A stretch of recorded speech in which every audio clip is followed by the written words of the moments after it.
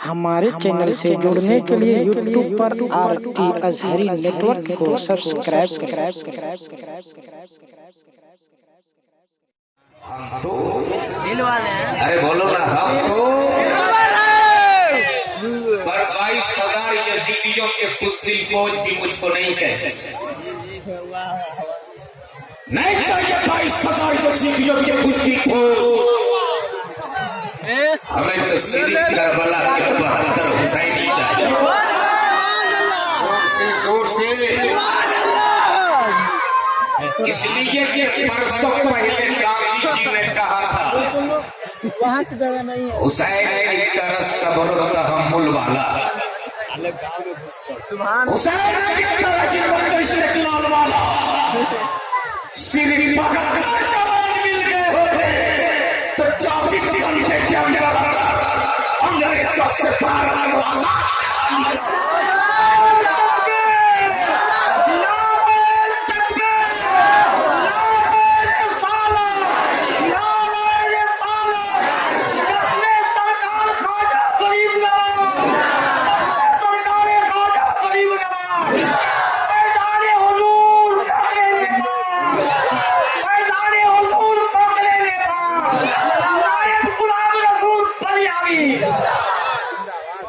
अगर आप सुनेंगे तो जरा हुसैनी केवल में एक बार दोनों हाथों को उठा के बोल लो, या रसूल अल्लाह।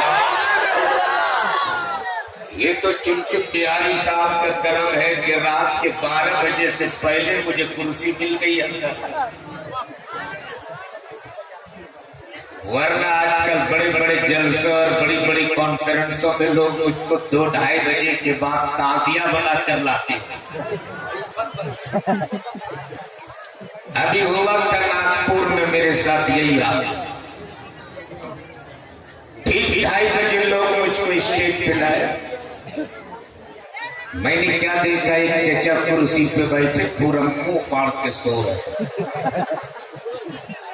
मैंने पहले उसे जगाया और जगा के कहा, चचा मुझको आपके सोने से तकलीफ नहीं है, या आपके सोने की स्टाइल से मुझको तकलीफ है,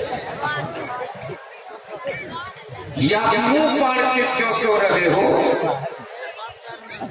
उन्होंने कहा, मौलाना रात के 9 बजे जलसा शुरू हुआ और इस वक्त रात के 2:30 बजे इधर जनो शौरा आते रहे, दर्जनों कलाम सुनाते रहे, सच्ची बातें रहे, तकलीफ सुनाते रहे, बीच बीच में लड़ती बातें रहे, वो मौके का फायदा उठाते रहे। गोया रात के 9 बजे से लेकर 2:30 बजे रात तक अपने इन दोनों कानों से सुनते रहा। पूरी रात सुनते सुनते ये दोनों कान भर चुके हैं, इसलिए अब मैं डायरेक्ट ले रहा हूं। तो मर्जी आप चाहे डायरेक्ट लो चाहे इनडायरेक्ट लो, लेना तो आप ही को है। और मैं तो इतना जानता हूँ, डायरेक्ट तो वो लोग लेते हैं जो डायरेक्ट वाले होते हैं। अल्लाह का शुक्र है कि हम लोग डायरेक्ट वाले नहीं, हम लोग तो इनडायरेक्ट वाले हैं। और एक बात मैं पहले क्लियर कर दूं, वैसे मैं किसी को जलील करने का कायल नहीं हूं, और उसको क्या जलील करोगे जो खुद ही जलील हो। अरे ये तो उसी रोज हो गए थे जब अल्लाह के महबूब ने एक नाम पकड़ के मस्जिद नबवी से निकालना शुरू किया था। फला निकल चल जल्दी कर, निकल चल जल्दी कर, निकल चल जल्दी कर। तो एक ने कहा, मैं जरा यही छुपा के बैठ जाऊं, ये देख थोड़ी ही पाएंगे। अरे वो तेरा कोई और होगा जो नहीं देखता होगा, मेरा देखने वाला तो वैसा है कि किसी उम्मत का लब हिला, किसी का नहीं हिला, ये भी देख लिया करता है। मेरा रसूल मोहताज नहीं है, हम देखे या ना देखे, मदीने से सरकार हमें देख रहे हैं। इसीलिए तो सैयदना सरकार को से आदम फरमाते कि मैं पूरी दुनिया को इस तरह दे देता हूं जैसे लोग अपनी हथेली पे राई के दाने को देते हैं। तो अंदाजा करो जब बगदाद के काम तैयार तो मदीने वाले मोहम्मद रसूलुल्लाह आलम क्या हो सकता है। इसलिए मैं चाहता हूँ रात इस वक्त में उसी रसूल को गवाह बना लो, उसी दूर नजरी के देखने वाले और सुनने वाले पैगंबर को गवाह बना लो, जिनके लिए खुद बरेली के ताजदार ने कहा हो कि दूर नजदीक के सुनने वाले वो काने लाले करामत पे लाखों सलाम। और जब रजा का सलाम रजा का लाखों सलाम से न भरा तब क्यों बोल पड़े काबे पे पत्थरों को जा तुम पे करोड़ों लोग तैयार में शमशु को तुम पे करोड़ों लोग ताफे जुमला वाला तुम पे करोड़ों लोग शाफे रोज़े जसा तुम पे करोड़ों लोग और या रसूल अल्लाह और कोई कहे क्या तुझसे लेगा वो भला जब ना खुदा ही छुपा तुम पे। तकबीर के आला हजरत उलमाए अहले सुन्नत नारे तकबीर नारे रिसालत। उसी रसूल को गवाह बना लो और एक बार पूरा मजमा अपने दोनों हाथों को उठा लो। सिर्फ 1 मिनट के लिए अपने दोनों हाथों को उठाए रखें।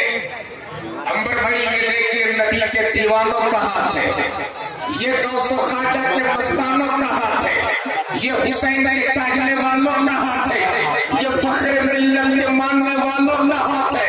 और ये हाथ जब उठा है तब तक जमाने में इनकलाब पैदा हुआ, गांधी ने उठाया तो इनकलाब पैदा हुआ, आजाद ने उठाया तो इनकलाब पैदा हुआ, भगत सिंह ने उठाया तो इनकलाब पैदा हुआ, अशफाकुल्लाह ने उठाया तो इनकलाब पैदा हुआ, हैदर ने उठाया तो इनकलाब पैदा हुआ। तो 5 साल में एक बार इलेक्शन के नाम पे उठाते हो तो किसी से पार्लियामेंट देते हो, किसी से असेंबली देते हो, तो मुझको कहने दो लोगों तुम किसी दुनियादार के नाम पे उठाओगे तो असेंबली मिलेगी, अहमद मुख्तार के नाम पे उठाओगे तो जन्नत की गली मिलेगी। नारे तकबीर नारे रिसालत के आला हजरत नवाज कॉन्फ्रेंस शहादत हुसैन साहब किबला आमद हुजूर फखरे नेपाल उलमाए अहले सुन्नत नारे तकबीर नारे रिसालत। सारे दिलवर शाही की आमद हो रही है। नारे तकबीर शाही का इस्तेमाल कीजिए। नारे तकबीर नारे तकबीर नारे रिसालत नारे रिसालत मसलके आला हजरत हजरत दिलवर शाही नारे तकबीर नारे रिसालत। बैठ जाइए हजरत, बैठिए। ए बाबू ए बैठ जाओ, बैठो बैठो बैठो आप लोग भी बैठ जाओ।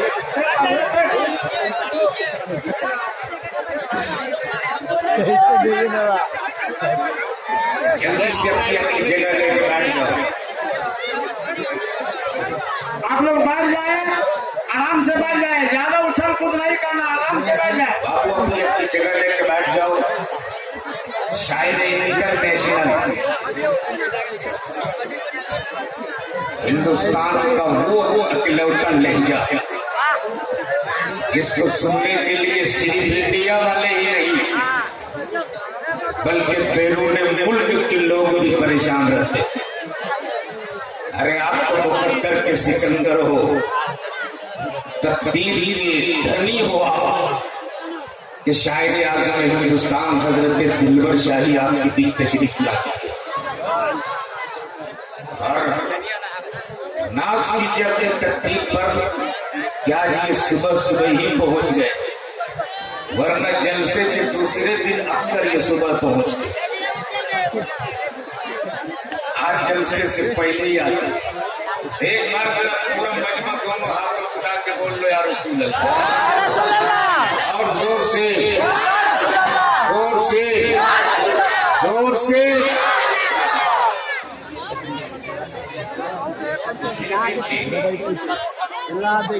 कहीं दीवार हिलती है, कहीं दर कांप जाता है। एक बार अपने मौला अली के नाम पे बोल दो या अली।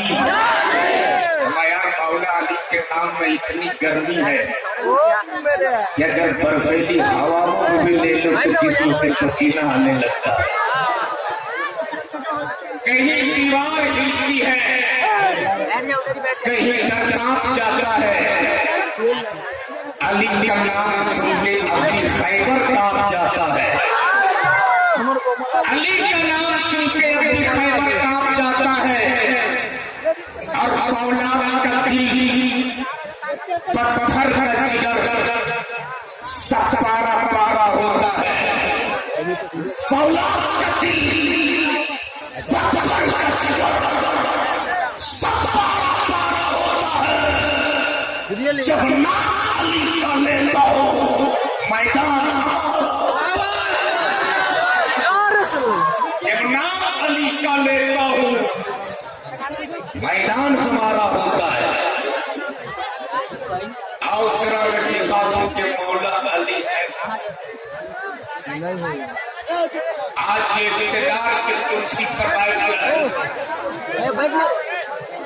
अगर आप जरा शांति के माहौल बनाओगे तो कुछ मेरी हो जाए। आप बैठ जाओ ना, मैं समझ रहा हूँ जगह कम पड़ गई है, लेकिन खाजा का करम हो तो जगह इंशाअल्लाह जिंदगी पूरी। जहाँ जिनको जगह मिल जाए बस थोड़ी देर के लिए शांति का माहौल बना लो। और एक बार पूरा मजमा दोनों हाथों को उठा के बोल रहे हैं रसूल अल्लाह। इससे पहले इंग्लिश में जब उसके उतरने की मंजिल आई तो बांग्ला जुबान में बोला, और रिक्शा वाला दाना अमी आई खाने नाम। अब वो इलाहाबाद और लखनऊ के लोग क्या समझे बांग्ला, जैसे ही बोला दाड़ा उसने रिक्शा तेज दौड़ा। बोला रिक्शा वाला दाड़ा अमी आई खाने नाम। वो गरीब रिक्शे वाले के पास जितनी ताकत थी कस के पैदल मारा। तब वो सोचा हिंदी चल बना है, बांग्ला चल बना है। तब वो बड़ी जद्दोजहद के बाद हिंदी बोलने की कोशिश की और बोला रिक्शा वाला रिक्शा रोको, हम यहीं पे गिरेगा, हम यहीं पे गिरेंगे। रिक्शा वाला बोले भैया मैं 30 साल से रिक्शा चला, आज तक हमने किसी को नहीं गिरने दिया। आप आराम से बैठो, मैं आपको नहीं गिरने देंगे। बोला बोलता न हम गिरेगा। तब वो रिक्शा वाला साइड में रिक्शा रोका और झोला से निकाला रस्सी और रिक्शे के साथ जम के बिठा बांधा और बोला आराम से बैठिए, कभी नहीं गिरी। तो अगर आप समझ गए तो जरा समझ के बोल लो जोर से, जोर से, पूरा बजना एक आवाज में। औलाद का दिल पत्थर का जिगर सब पारा पारा होता है। जब नाम अली का लेता हो मैदान हमारा होता है। आज अगर किसी की हुकूमत एक मुल्क में हो जाए तो 56 इंच के पेट पर 20 लाख का पोत। लेकिन मौला अली की हुकूमत एक मुल्क में नहीं बल्कि कई मुल्कों पर। लेकिन साथ की सुनो मौला अली की टूटी हुई चटाई पे बैठते थे और सूखी रोटियों को पानी में भिगो कर खाते थे। एक दिन एक फकीर मौला अली के पास बोला, बाबा कुछ खाने को मिलेगा? मौला अली फरमाते, अगर सूखी रोटी खाना है तो दस्तरखान पर बैठ जा, और अगर अच्छा खाना खाना है तो सामने दरवाजे पे दस्तक दे। फकीर था, बोल पड़ा, बाबा पूरी जिंदगी हमने गुजार की सूखी रोटी पर, आज सूखी रोटी नहीं, आज तो जरा अच्छा खाना चाहिए। मौला अली फरमाते, जा सामने दरवाजे पे दस्तक दी। फकीर ने दरवाजे पे दस्तक दिया। थोड़ी देर के बाद दरवाजा खुला और दरवाजा खोलने वाला कोई और नहीं, मुस्तफा के नूर आए। जोर से फातिमा के दिल के जय सैयदना इमाम हुसैन। अरे मोहब्बत से बोल लो यार। जैसे ही हुसैन मुज्तबा ने दरवाजा खोला, फकीर की नजर पड़ी, फकीर पर जज्बा बोल उठा, हुसैन तुम ही शफीए पैगंबर हो ना? हाँ हुसैन तुम ही तो से पैगंबर के सवार हो ना? हाँ तुम उसी सफी बाप के बेटे हो ना जिनकी सखावतों की कसमें पूरी दुनिया खाती है?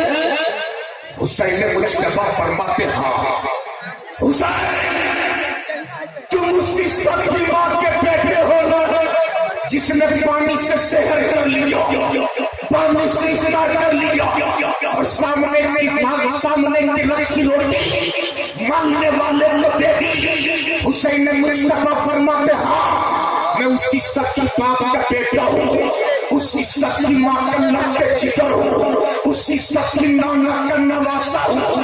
तब फकीर बोल पड़ा, हुसैन उसी सच्ची बाप के बेटे के सामने, उसी सच्ची नाना के नवासे के सामने, उसी सच्ची माँ के लंबे जिगर के सामने आज फकीर अपना खाली दामन लीजे खड़ा है, अपनी खाली झोली लीजे खड़ा है। हुसैन मेरे खाली दामन को भर दो ना, मेरी खाली झोली को भर दो ना। फकीर मांगते गया, हुसैन ने बात उसके दामन को भरते गए, सायल सवाल करते गया, सच्ची बाप के सच्ची बेटा उसकी झोली को भरते गया। फकीर के दामन भर गया, फकीर की झोली भर गई, फकीर घर से बाहर निकल के फिर अंदर आया और आने के बाद बोल पड़ा, ए हुसैन ये वही जगह है ना जगह हर मानने वाले को मानने से भी ज्यादा अता की जाता है। हुसैन ने मुस्तफा फरमाते, तब फकीर बोल पड़ा, हुसैन मैंने देखा तेरे दरवाजे पर एक शख्स टूटी हुई चटाई पर बैठा सूखी रोटी जो पानी में भिगो कर खा रहा, जो देखने में करीब भी मालूम होता, देखने में फकीर भी मालूम होता। हुसैन उसके पिता मन को भर दो ना, उसकी पिछोली को भर दो ना। हुसैन ने मुस्तफा फरमाते, कौन कहाँ बैठा है, चल मैं उसके पिता मन को भरूंगा, उसकी पिछोली को भरूंगा। फकीर आगे आका हुसैन पीछे, साया आगे, मेरे हुसैन पीछे घर से बाहर निकलने के बाद उस साया ने जमीन पर पैर शख्स की जानिब उंगली का इशारा किया और कहा, हुसैन देख वो गरीब बैठा है, देख वो फकीर बैठा है। जैसे ही हुसैन पाक की नजर पड़ी, आंखें फटी रह गई, दिल लड़ा था और बरजस्ता बोल उठे, अरे उस साया जिसको तुम फकीर समझ रहा है, ये कोई फकीर नहीं, इस घर के मालिक मेरे बाबा हजरत मौला अली बैठे।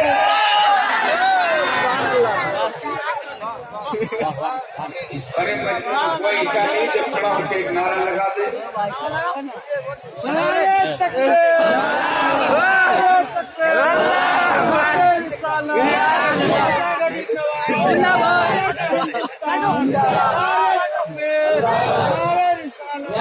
अरे क्या ख्वाजा का हिंदुस्तान। बेचारा एक आदमी नारा लगा रहा तो लोग बड़ी हसरत भरी निगाह से उनको देख रहे। जोर से नारा लगा, ख्वाजा का हिंदुस्तान। गरीब नवाज के नाम पर इतना मरियल नारा लगाओगे तब तो वाकई और पता है आज ये लोग नारा दे रहे हैं, कमर में लुंगी मुंह में पान, भागो मियां पाकिस्तान। जिसको पाकिस्तान भेजने की तैयारी कर रहे हैं और गरीब नवाज के नाम पे इतना मरियल नारा लगा रहे। जोर से बोलो, ख्वाजा का हिंदुस्तान। पूरा मजमा दोनों हाथों उठाकर, ख्वाजा का हिंदुस्तान। इसलिए कि हमें पता है निजाम बदलता है, बदलता रहेगा, हुकूमतें बदलती है, बदलती रहेगी, हाई कोर्ट सुप्रीम कोर्ट के जस्टिस बदलते रहेंगे, गवर्नर तनाज़ा होता रहेगा, लेकिन गरीब नवाज की चौचक नहीं बदलेगी, के नायक नहीं बदलेगी, इसके रिसालत नहीं बदलेगा, मुजाहिद मिल्लत की करामतें नहीं बदलेगी। इसलिए कि सऊदी जाके रियाद पे पलने वाला, वहां भी जाओ और इंडी जाके रहने वाले वहां भी जो कान खोल के सुन ले, तेरे पास अगर बाजार की कुव्वत है तो हुसैन के गुलामों के पास बाजार की कुव्वत है। बाजार की कुव्वत मजार की कुव्वत से टकराई है तो चूर चूर हो गई है। तुम्हें बाजार की कुव्वत मुबारक हो, हमें गरीब नवाज के मजार की कुव्वत मुबारक हो। सैयदना सरकार मोइनुद्दीन की बारगाह सिर्फ मोहब्बत से बोल लो। भारत की दारुल हुकूमत पर मोमिन बादशाह हुक्मरां है। मोमिन बादशाह, तारीख सुनो, तारीख तकरीर बहुत सुने हुआ तारीख सुनो। भारत के दारुल सल्तनत पर मोमिन बादशाह हुक्मरां, जिसने दुनिया को निजाम हुकूमत की खैरात बांटी। मैं तो सीना ठोक के कहता हूं, एक घोटाला साबित कर दे, एक घोटाला, तुझको कहने की जरूरत नहीं पड़ेगी। सुबह होने से पहले पहले देश छोड़ो। लेकिन अगर हमने तुझसे हिसाब मांगना शुरू किया, तुम जो अपने 56 इंच की पेट पर 20 लाख का कोट पहने हो ना, इस कोट का भी तुम हिसाब नहीं दे पाओगे, हराम खोरो। आज मैं उस तरफ नहीं जाना चाहता, ये मजहबी स्टेज है। भारत की दारुल सल्तनत पर मोमिन बादशाह हुक्मरां है। मोमिन बादशाह बनारस की गलियों में बेवा आवाज देती है, कल मेरी बेटी का डोला उठने वाला है, राजा मेरी बेटी की आंख लूटेगा। है कोई जो मेरी फरियाद को दिल्ली तक पहुंचा दे? है कोई जो गरीब मां की पुकार को दिल्ली तक पहुंचा दे? टेलीफोन का जमाना नहीं, इंटरनेट का दौर नहीं, सैटेलाइट का जमाना नहीं, लेकिन इस मोमिन बादशाह के कानों की समाज को मुलायम करो। आवाज उठे बनारस की गलियों में, सुनाई दे दिल्ली के दारुल सल्तनत में। जोर से जोर से बोल पड़ा। मैं उस वक्त तक पानी नहीं पीऊंगा, उस वक्त तक पानी नहीं पीऊंगा जब तक मैं अपने देश की बेटी की लुटती हुई आबरू की हिफाजत न कर दूं। अरे मोहब्बत से बोल लो। तो कल जब हमारी सत्ता थी, इख्तियार की कुर्सी पे जब कल हम थे, तो हमने किसी की इज्जत लूटी नहीं, इज्जत बचाई। और आज ये नारा लगा रहे हैं, बेटी पढ़ाओ बेटी बचाओ। और जब से इन्होंने बेटी बचाओ का नारा लगाया है, तब से रोजाना कहीं न कहीं गैंगरेप का मामला आपको जरूर मिलेगा। ये नारा लगा रहे बेटी पढ़ाओ बेटी बचाओ, अरे ये नारा तो तुम आज लगा रहे हो, ये नारा तो मेरे पैगंबर ने आज से 1450 साल पहले मक्के से लगाया था। और जब बेटियों को लोग मनहूस समझ कर कान लगे थे, तब मेरे पैगंबर ने बेटी बचाओ का नारा लगाकर बेटियों को रहमत बताकर बेटियों की अजमत बताती, और मेरे पैगंबर ने पूरी दुनिया में ऐलान किया था, बेटियों को मनहूस समझ कर करने वालों, जिस बेटियों को तुम मनहूस समझ कर कर रहे हो, मेरे पैगंबर ने उसी बेटियों के कदमों के नीचे खुदा का जन्नत बता दिया।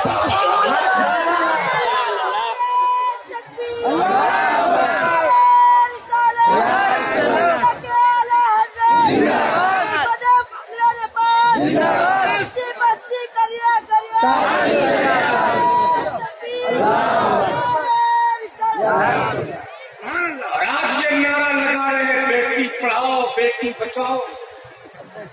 जब से बेटी बचाओ का नारा इसने दिया है, तब से किसी गांव में, किसी स्कूल में, किसी कॉलेज में, किसी बस में गैंगरेप का मामला आपको जरूर मिल जाए। और ये साहब अब तक कानून भी नहीं बना पाए कि बलात्कारियों के साथ कौन सा कानून लाया जाए। लेकिन सुनो, बाल ठाकरे का बेटा उद्धव ठाकरे जैसा आदमी बोल पड़ा, भारत से अगर बलात्कार को खत्म करना है, मुसलमानों के पैगंबर मोहम्मद रसूलुल्लाह का कानून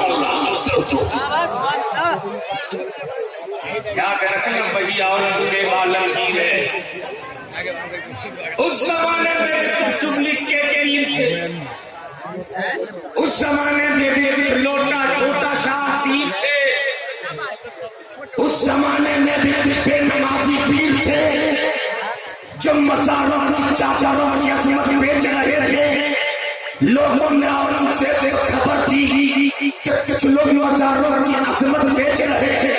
तब औरंगजेब ने ऐलान किया था, मैं मैसूर से चलूंगा, दिल्ली जाऊंगा, दिल्ली से अजमेर तक जाऊंगा, हर आस्थाने पे हाजिरी दूंगा, सलाम करूंगा, जिस कब्र से सलाम का जवाब मिलेगा उस पे चादर डाली जाएगी, जिस कब्र से सलाम का जवाब नहीं मिलेगा उस पे बुलडोजर चलाया जाएगा। औरंगजेब चला गया मैसूर से दिल्ली, दिल्ली से किशनगढ़, जयपुर होते हुए जब अजमेर पहुंचा है, औरंगजेब की नजर जैसे कि बुलंद दरवाजे पे पड़ी, वक्त के शहंशाह अपने औकात में आ गए, वक्त के ताजदार भी अपने औकात में आ गए, वक्त के शहंशाह भी नंगे पैर जा रहा है, करीब नवाब की मजार के करीब पहुंचा। औरंगजेब ने सलाम किया, अस्सलाम वालेकुम, कोई जवाब नहीं, दोबारा सलाम किया, कोई जवाब नहीं। फौजों ने असलहे ताम ली, बुलडोजर के ऑपरेटरों ने रिंग थाम ली, किसी ने चुपके से कहा, बहुत चर्चे सुने थे इसके रोजे की, बहुत शोरे सुने थे इनके रोजे की, लेकिन जैसे ही औरंगजेब ने तीसरी बार सलाम किया, अस्सलाम वालेकुम, वैसे ही मेरे मोइनुद्दीन लिए तुरबत से जवाब मिला, वालेकुम अस्सलाम। औरंगजेब सिद्दीक जोर से ही मोइनुद्दीन के तुरबत से जवाब मिला है। औरंगजेब ने अपना ताज उतार कर गरीब नवाज की मजार के पाई पे डाल दिया और बोल पड़े, मेरे खाजा मैं तो लुट गया था, ए हिंद के राजा मैं तो तबाह हो जाता, ए मेरे खाजा मैं तो बर्बाद हो जाता। ये तेरा करम है कि तूने औरंगजेब को बचा लिया, ये तेरी मेहरबानी है कि तूने औरंगजेब को बचा लिया, ये तेरा एहसान है कि तूने औरंगजेब को बचा लिया। तो यहाँ से पता ये चला, रब सुन जलाल की अता करता कुव्वत से मेरे बाप अपने चौखट पे आने वाले को भी पहचानता है, उनका नाम भी जानता है, उनकी फितरत भी जानता है। जाने वाला चाहे कोई गरीब हो या अमीर हो, जाने वाला चाहे कोई फकीर हो या जमाने का सुल्तान हो, मेरे मोइनुद्दीन सबको पहचानते हैं, उनका नाम भी जानते हैं। तो मुझको यही पे रुक के कहने दो, अरे चाचा मौला अली के बेटे का आलम है, तो मौला अली के नबी का आलम क्या होता है।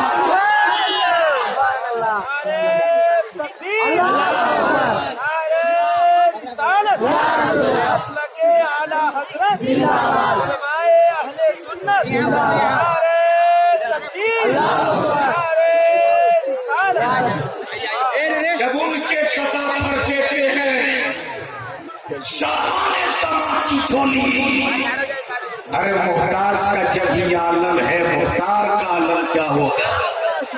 याद रखना मेरे गरीब नवाज का आस्ताना वो आस्ताना है जो भी जाता है खाली हाथ वापस नहीं लौटता। शर्त ये है कि मांगने का तरीका हो।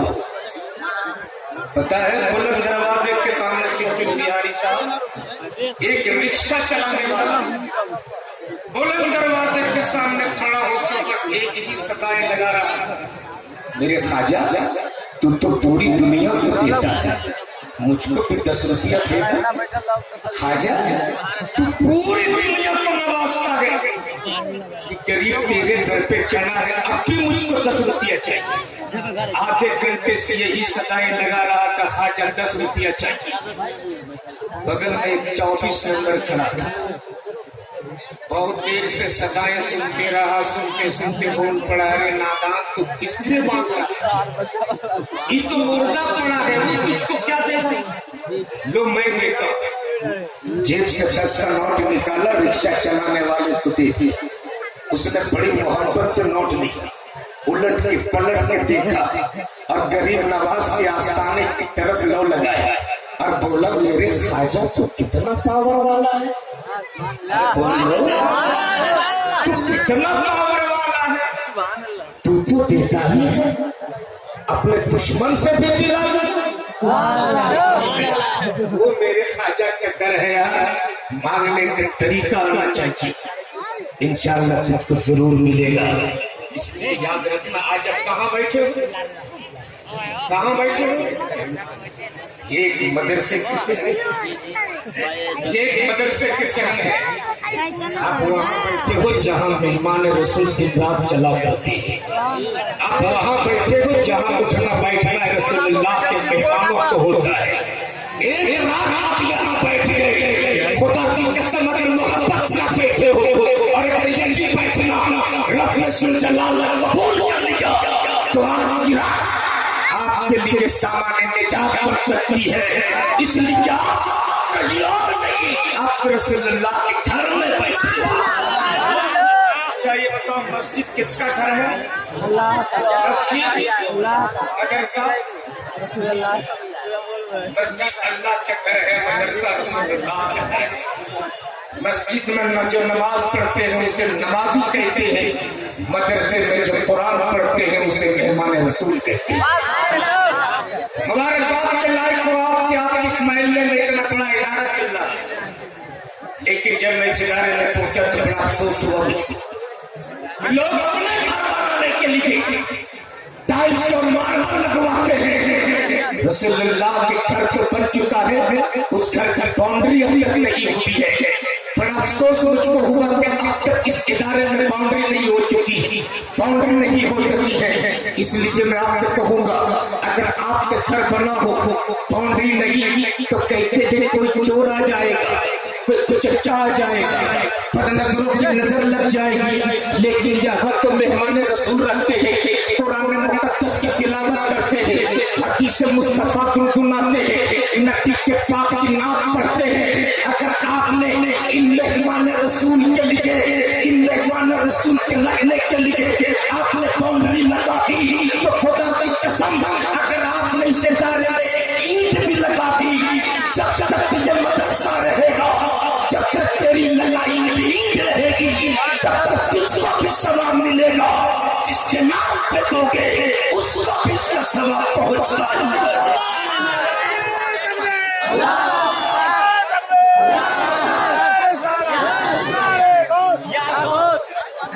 इसलिए जब बहुत कमाया, बहुत दौलत जमा कर लिया हमने, जब तक कि आपकी आंखें खुली है तब तक बड़े बड़े मकान आपके हैं, जब तक ये तेरी आंखें खुली है तब तक गाड़ी तेरी है, जब तक ये तेरी आंखें खुली है तब तक ये महल तेरे है, जब तक ये तेरी आंखें खुली है तब तक जमीन तेरी है। लेकिन जिसकी नाक बंद हो जाएगी, न ये बिल्डिंग कमाने वाली, न ये मकान कमाने वाला, न ऊंचे ऊंचे महल्ला कमाने वाले, न ये तेरी गाड़ी कमाने वाली, न तेरी जमीन कमाने वाली, अगर काम आने वाली कोई चीज होगी तो मदरसे में आपने जो ईंट लगाई है यही